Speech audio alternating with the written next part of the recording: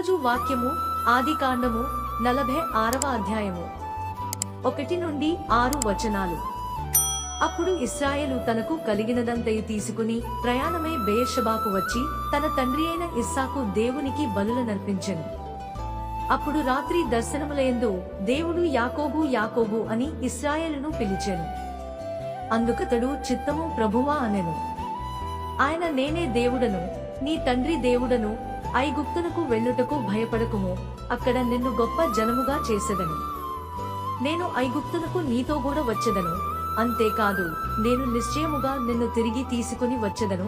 యోసేపు నీ కన్నుల మీద తన చెయ్యించునని సెలవీయగా యాకోబు లేచి బెయేర్షెబా నుండి వెళ్ళెను. ఫరో అతని నెక్కించి తీసుకుని వచ్చుటకు పంపిన బండ్ల మీద ఇశ్రాయేలు కుమారులు తమ తండ్రి అయిన యాకోబును, తమ పిల్లలను, తమ భార్యలను ఎక్కించిరి. వారు అనగా యాకోబును అతని యావత్తు సంతానమును, తమ పశువులను, తాము కనానులో సంపాదించిన సంపద యావత్తును తీసుకుని ఐగుప్తునకు వచ్చిరి. దేవుడు ఈ చిన్ని లేఖన భాగాన్ని దీవించి ఆశీర్వదించునుగాక. ఆమెన్.